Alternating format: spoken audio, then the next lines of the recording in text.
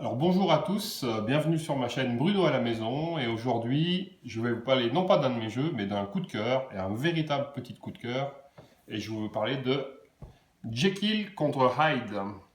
C'est un petit jeu à deux joueurs, asymétrique, c'est un jeu de pli. Un jeu de pli pour deux joueurs c'est assez rare voire même exceptionnel. C'est illustré par Vincent Dutray. C'est publié par Mandou Games, ça sera distribué en France par BlackRock, ne le cherchez pas, ça va arriver fin avril. Et l'auteur, c'est Jeonil, donc un auteur coréen que je ne connais pas, mais voilà. Alors, comment ça se fait que j'ai cette boîte? Cette boîte, je l'ai parce qu'il y a quelques semaines, j'ai vu cette illustration sur Internet, et tout de suite, j'ai reconnu le travail de Vincent. Ça m'a intrigué parce qu'on se connaît, il m'en avait jamais parlé. Alors du coup, je l'ai interrogé. Il m'a dit: ah bah tiens, va voir les règles, elles sont sur Board Game Arena parce que le jeu est en train d'arriver en bêta sur Board Game Arena. J'ai lu la règle, ça m'a beaucoup plu. Et pendant ce temps-là, Gaëtan Bojano, qui a repéré que j'avais liké l'image, m'a dit: bah tiens, si tu veux, je t'en envoie une boîte.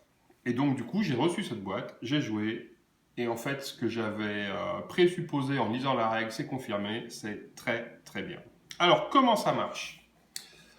Nous avons, en termes de matériel, nous avons 25 cartes.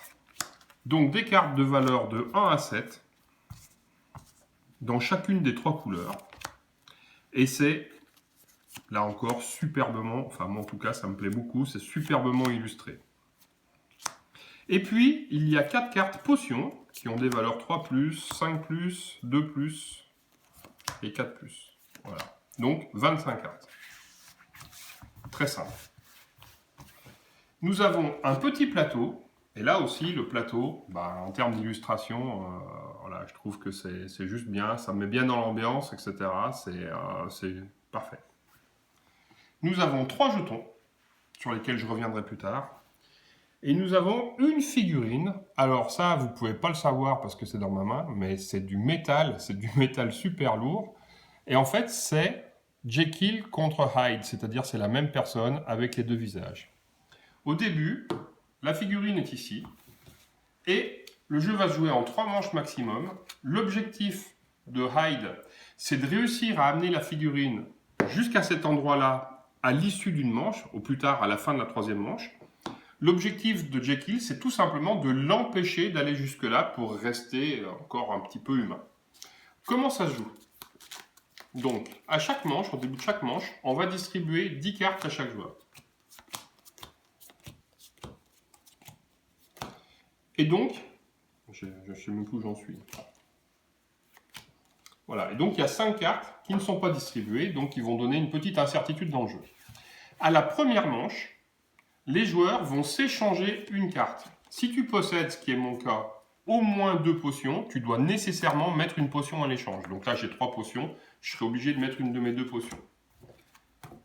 Du côté de Hyde, dans ce cas-là, lui, il n'a qu'une seule potion, donc il n'est pas obligé de mettre la potion, même s'il la peut. L'objectif, en fait, c'est quoi? Donc on a dit, c'est d'amener la figurine jusque-là, mais comment ça se fait? À la fin de chaque manche, comme c'est un jeu de plis, on va regarder la différence du nombre de plis entre les deux joueurs. Et la figurine va avancer d'un cran vers la victoire de Hyde pour chaque pli d'écart entre les deux joueurs. Ça veut dire que peu importe si moi je gagne, entre guillemets, si je remporte 6 plis et mon adversaire 2, ou si mon adversaire fait 6 plis et moi 2, la différence entre les deux joueurs est de 4 plis, la figurine va avancer de 4. Ce qui veut dire que c'est vraiment asymétrique.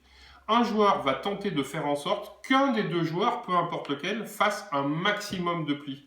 Tandis que du côté de Jekyll, l'objectif c'est d'être à la parité complète, puisque si on fait un 5-5, la figurine n'avance pas. C'est tout bête, mais alors à jouer, c'est super subtil. Ensuite, comment ça marche?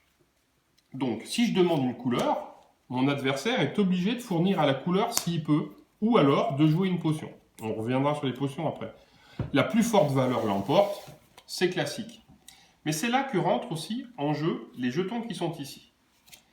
Aussitôt qu'une couleur est jouée, elle devient la couleur dite la plus faible, c'est-à-dire qu'on va mettre son jeton, cette couleur-là, le plus à gauche.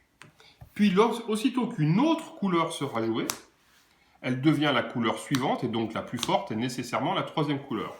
Ça a une importance, parce que si je demande du vert et que mon adversaire n'en a pas et ne veut pas ou ne peut pas jouer une potion et que du coup il joue par exemple du rouge, 7 est plus fort que 2, mais en fait en réalité rouge est plus fort que vert. Et dans ce cas-là, c'est rouge qui fait le pli et qui va décider d'ouvrir le pli suivant.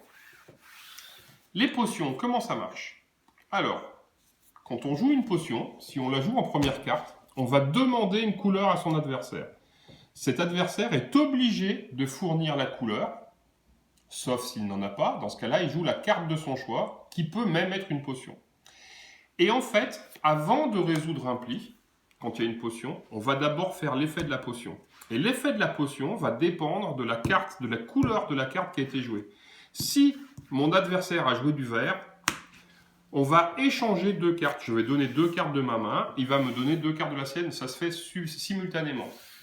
Si la carte jouée est rouge, alors on va réinitialiser les 3 jetons. On remet tout à 0 et la première couleur qui sera jouée deviendra la plus faible, etc., etc. Si la couleur qui accompagne est violet, alors dans ce cas-là, je vais voler un pli à mon adversaire. Peu importe que ça m'arrange ou pas.